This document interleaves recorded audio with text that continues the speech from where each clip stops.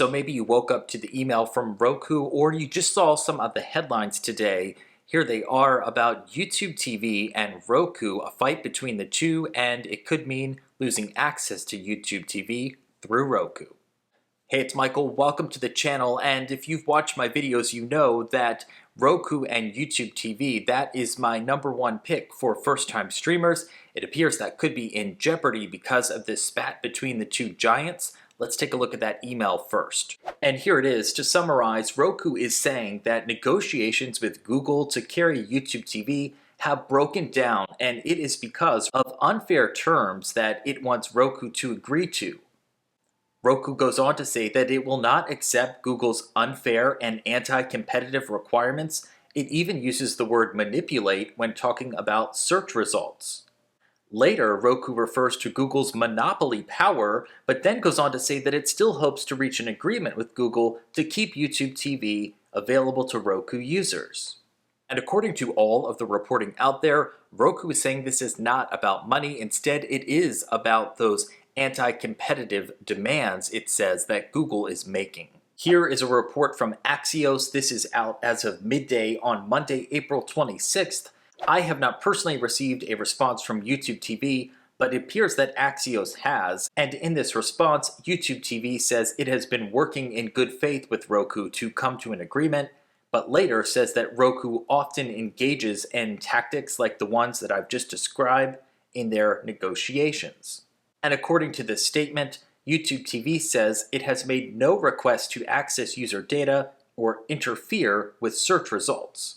This is really unfortunate, and it sounds a lot like the cable and satellite disputes that customers have been putting up with for years, but there is a difference, and that is that there's a lot more competition, not just with the streaming devices, the Roku competitors, but also with the service providers, the YouTube TV competitors. Option 1 is to take the side of Roku and switch live TV streaming services.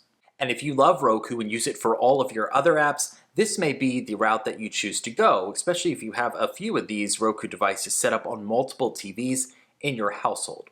Hulu Live, Sling TV, and Fubo TV are just a few of your choices, and I'd like you to think about the time of the year here. YouTube TV is my #1 pick for first-time cord cutters because it is the most cable-like, but a lot of that has to do with sports content. But right now, it's the end of April and not exactly prime time for sports. Football season has long passed. So depending on what you watch, you may be able to go with a skinnier live TV bundle such as Sling TV, and that one is also more affordable, starting at $35 a month.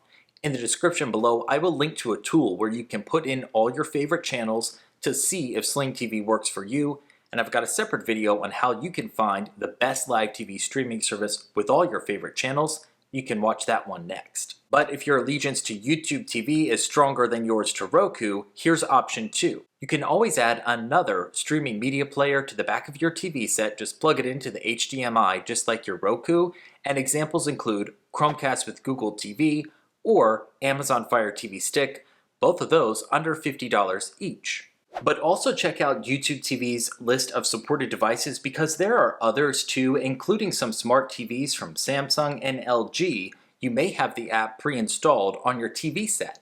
So if you keep YouTube TV, you can either use another device laying around the house or drive to Walmart and Target and buy one. You can be back home, have it set up in about an hour. But if you decide to do the route of changing streaming service providers, you could probably do that in maybe 5 minutes, switching to Hulu, Sling TV, or Fubo TV. I've got an article on michaelsaves.com to help you compare the best live TV streaming services, and links down below to the news articles that I showed up on the screen in this video. I'm getting a little bit ahead of myself here because as of this recording, the two sides, again, say they are still trying to work things out, YouTube TV and Roku, and the app is still available on Roku right now. If you follow the community tab on my YouTube channel, that's where I will post updates on this story and other news in the streaming TV world, and keep it right here for more ways to save on streaming TV. Until next time.